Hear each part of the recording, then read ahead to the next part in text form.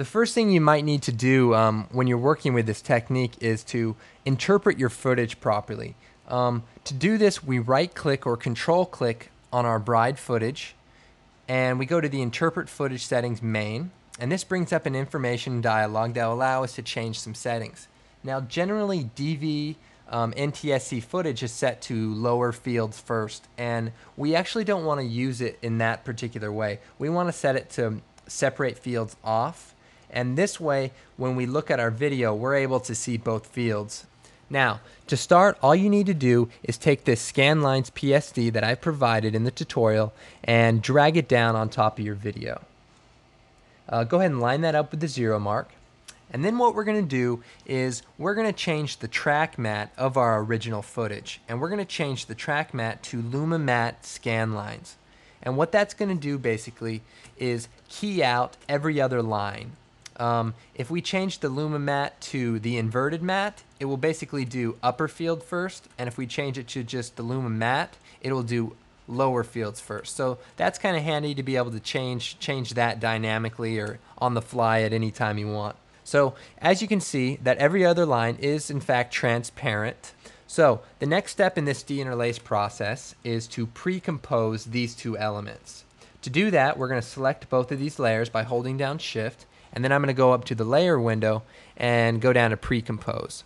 And it only allows us to move this into a new composition, and that's what we want to do. So let's go ahead and name this Deinterlace Comp and go ahead and hit OK. So now what I want to do is I want to take this instance of this Deinterlace comp and I want to duplicate that. So let's go Edit, Duplicate. And now the next thing I want to do is make up the data for every other line. And to do that, we're going to select the lower composition and we're going to add a blur, directional blur effect to it. So go ahead and click on directional blur, and for the properties in here, we want to go ahead and set the blur length to 1 pixel.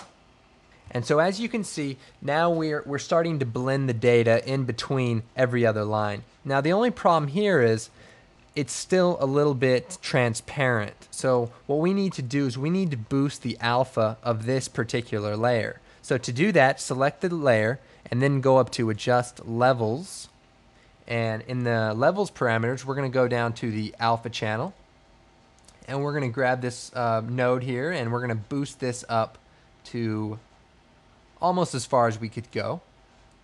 And as you can see, now the image is back to a normal alpha. It's 100% opaque, so that this is, this would be an output type video. And as you can see, our data has been interpolated. So this technique is nice to know just because it doesn't cost you anything and it really makes really nice results. So as you can see, our video is now perfectly deinterlaced, and let's go ahead and make a preview.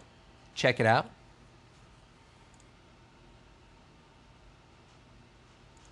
So this technique can also be used on long projects, Right now we're just working with one clip, but say we wanted to apply this technique to, say, a 30-second spot with maybe 20 or so edits. To do that, all we would do is take our edit and put it into a pre-composition. And that way, when we do the Scanlines technique, it will basically be working with an instance of your entire project, so you would only have to do it once. Another technique that you could do on top of this is adding an adjustment layer and then go ahead and add another instance of the directional blur and make it, say, 0.5 pixels.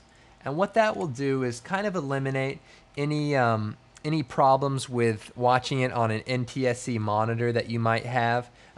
It does soften it slightly, but when you're watching it on a TV monitor, I think it might make it less flickery and less sharp around the bright contrasted areas. So that's just another technique that you can try, but it's not totally necessary. So good luck.